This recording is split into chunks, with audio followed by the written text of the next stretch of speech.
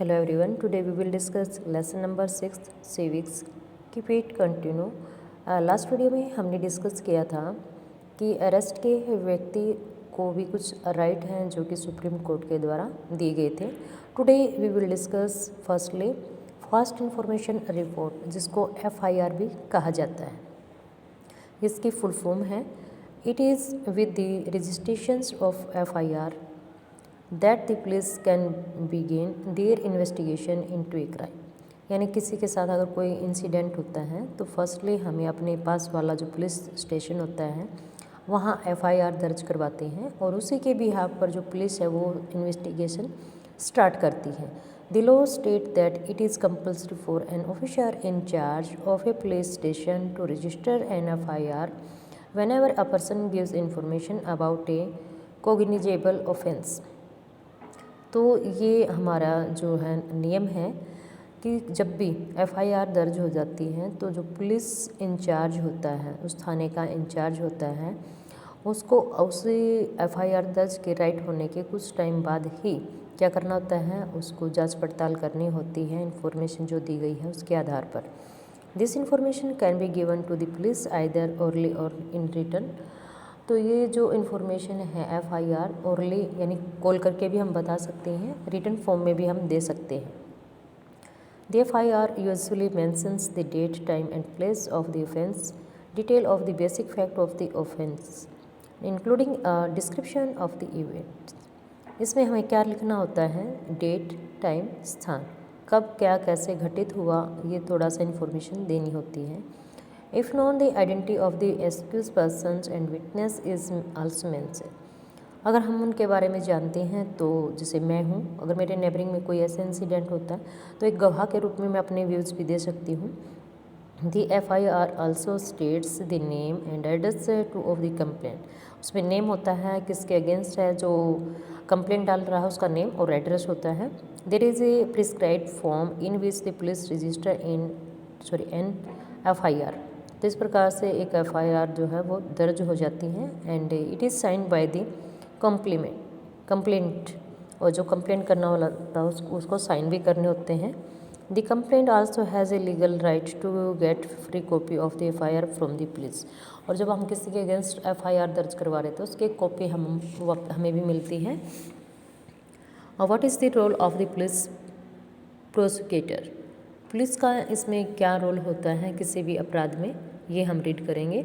A criminal offence is regarded as a public wrong. यानी जो हमारी पब्लिक है उसके बीच में कोई रॉन्ग होता है उनको रोकने के लिए आपराधिक न्याय व्यवस्था की गई है.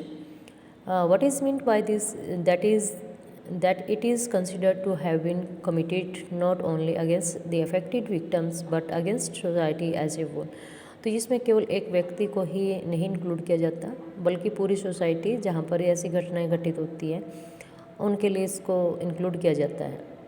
Do you remember the case of the डोरी डेथ ऑफ सुधा. जैसे फर्स्ट लेसन में हमने रीड किया था कि एक लड़की थी जिसकी मैरिज हो जाती है और उसके ससुराल वाले दहेज के लिए उसकी डेथ कर देते हैं. That we read about in the previous chapter. The case against the accused Lakshman and his family was presented by the state. तो उसके जैसे जेठ जी थे और उसके परिवार उसमें शामिल थे, उनके हस्बैंड भी थे. That is why the case was called state Delhi administrative versus Lakshman Kumar and others, क्योंकि जिसका नेम था उनके अगेंस्ट में केस लड़ा गया.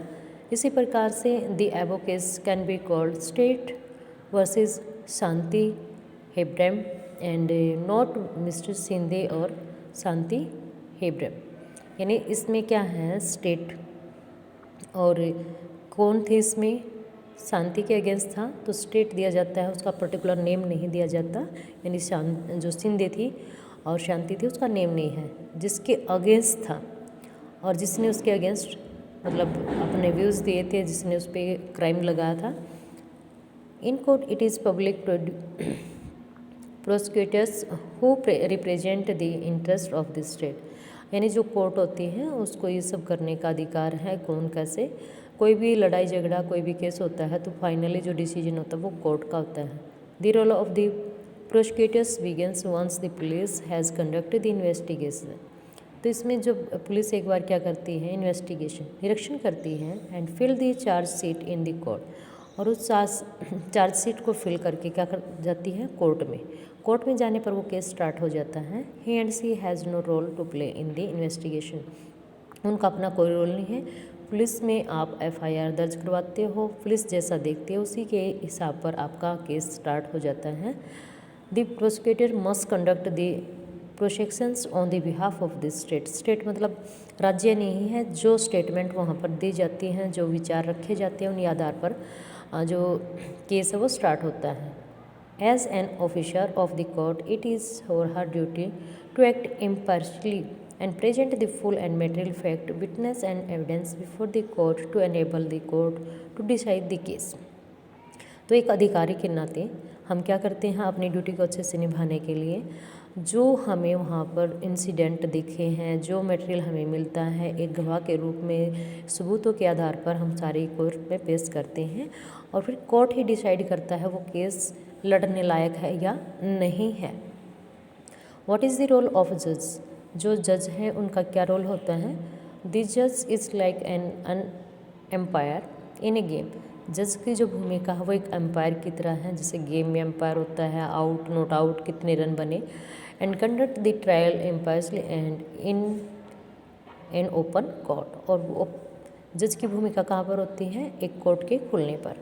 द जज हियर्स ऑल द विटनेस, जज क्या करता है, सभी गवाहों को सुनता है। And any other evidence presented by the prosecutions and the defence, अपने बचाव पक्ष के लिए, यानी जिसके अगेंस्ट केस है, अब बचाव तो वो भी करेगा, अपनी बातें तो वो भी रखेगा, तो उसको पूरा अधिकार दिया जाता है।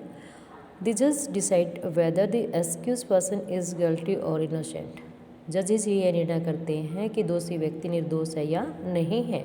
On the basis of the evidence, evidence के आधार पर, अगर सबूत नहीं है तो मुकदमा नहीं लड़ा जाएगा। Presented and in accordance with the law, कानून क्या मांगता है, सबूत मांगेगा, और वो सबूत पेश किए जाते हैं कोर्ट में।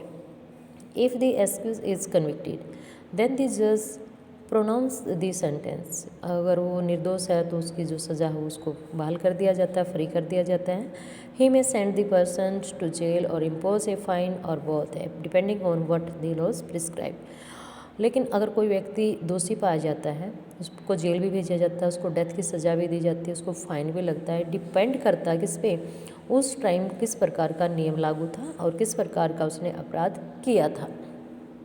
What is a fair trial, fair trial क्या होती है। Let us for a moment imagine, आप इमेज करें, कल्पना करें, what might have happened if the जज decide to try Shanti case very differently, अगर जो जजेस थे वो उसको एक अलग तरीके से सोचने की कोशिश करते तो क्या हो सकता था।